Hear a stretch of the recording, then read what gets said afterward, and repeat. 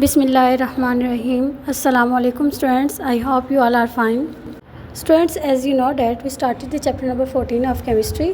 Environmental chemistry 1, the atmosphere, and we have completed the topics composition of atmosphere, layers of atmosphere.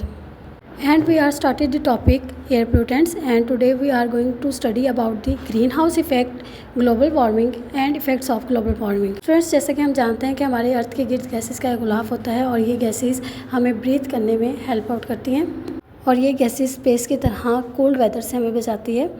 सन से आने वाली जितनी भी light होती है ये जैसे ज़मीन के ऊपर पड़ती है तो ज़मीन पे मौजूद तमाम प्लांट्स ग्रो करते हैं, जिसकी वजह से अर्थ पे लाइफ पॉसिबल होती है।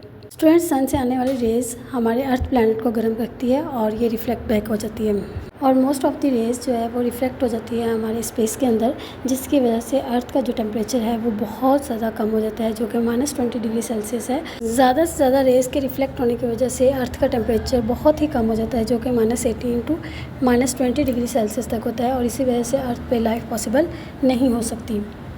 और अर्थ पे लाइफ की पॉसिबिलिटी के लिए कम से कम दर्जा हरारत 15 डिग्री सेल्सियस मतलब 59 डिग्री फ़ारेनहाइट चाहिए और इस टेम्परेचर को मेंटेन करने के लिए कार्बन डाइऑक्साइड ज़मीन के गिर्द एक गुलाफ की तरह लेयर बनाती है।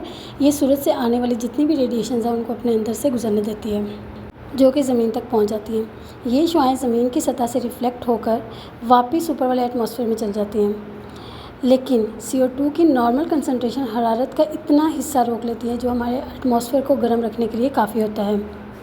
कार्बन डाइऑक्साइड की नॉर्मल कंसनट्रेशन एटमॉस्फेयर को गर्म रखने के लिए बहुत ही हेल्पफुल है और इसी वजह से ज़मीन पर ज़िंदगी मुमकिन है। स्टूडेंट्स, जैसा कि हमने प्रीवियस लेक्चर में प्लूटेंट्स के बारे में पढ़ा और इसमें कार्बन मोनोऑक्साइड और कार्बन डाइऑक्साइड को हमने प्लूटेंट का नाम दिया था, लेकिन कार्बन डाइऑक्साइड एक प्लूटेंट नहीं है अगर ये नॉर्मल कंसंट्रेशन में रहे तो, लेकिन अगर ह्यूमन एक्टिविटीज़ से इसकी नॉर्मल कंसंट्रेशन से ये बियॉन्ड कर जाए तो ये एक प्लूटेंट के तौर पे काम करेगा।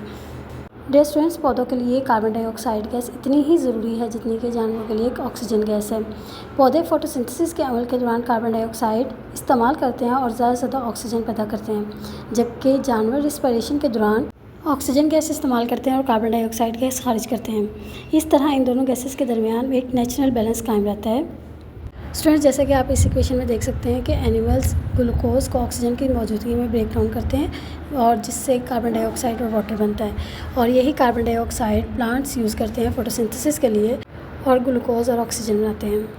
स्टूडेंट्स, कार्बन डाइऑक्साइड के एक नॉर्मल कंसंट्रेशन अर्थ के लिए बहुत ही हेल्पफुल है, लेकिन रिसर्चर ने ये तहकीक की है कि पिछले कुछ सालों से ह्यूमन एक्टिविटीज़ की वजह से कार्बन डाइऑक्साइड के कंसंट्रेशन में मुसलसल इजाफा हो रहा है, जिसकी वजह से अर्थ का टेम्परेचर दिन ब दिन इंक्रीज़ होता जा रहा है और गैसेस के दरमियान जो एक नेचुरल बैलेंस है वो अब डिस्टर्ब हो रहा है। कार्बन डाइऑक्साइड की कंसंट्रेशन ज़्यादा होने की वजह से बहुत सी गैसेस जिस तरह मीथेन गैस, नाइट्रस ऑक्साइड और क्लोरोफ्लोरोकार्बन्स की भी कंसंट्रेशन इंक्रीज़ हो रही है और इस तरह कार्बन डाइऑक्साइड सन से आने वाली हीट एनर्जी को रिफ्लेक्ट बैक नहीं होने देती, जिसकी वजह से अर्थ का टेम्परेचर दिन ब दिन इंक्रीज़ हो रहा है। जैसे जैसे एटमॉस्फेयर में कार्बन डाइऑक्साइड की कंसंट्रेशन इंक्रीज़ होती है वैसे वैसे अर्थ का टेम्परेचर भी इंक्रीज़ होता जाता है और ये इफ़ेक्ट ग्रीन हाउस इफ़ेक्ट कहलाता है। ये इफ़ेक्ट हवा में कार्बन डाइऑक्साइड की मिकदार के प्रोपोर्शन होता है। जितनी ज़्यादा कार्बन डाइऑक्साइड की मिकदार होगी उतनी ही ज़्यादा हीट एनर्जी एब्जॉर्ब होगी और टेम्परेचर इंक्रीज़ होगा और इस इफ़ेक्ट को ग्लोबल वार्मिंग कहते हैं। So the next topic is effects of global warming. Students, हवा में कार्बन डाइऑक्साइड की कंसंट्रेशन में इजाफे की वजह से हर साल तकरीबन 0.05 डिग्री सेल्सियस एटमॉस्फेरिक टेम्परेचर में इजाफा हो रहा है, जिसकी वजह से वेदर में बहुत सी तब्दीलियाँ हो रही हैं और इसके अलावा ये ग्लेशियर्स और स्नो कैप्स को मेल्ट कर रही हैं, जिसकी वजह से फ्लड के रिस्क में बहुत ज़्यादा इजाफा हो रहा है और इसके अलावा ट्रॉपिकल साइक्लोन्स में भी इजाफा हो रहा है।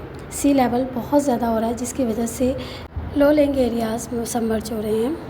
Students, today we have studied about the greenhouse effect and global warming and the effects of global warming. Take care and Allah Hafiz.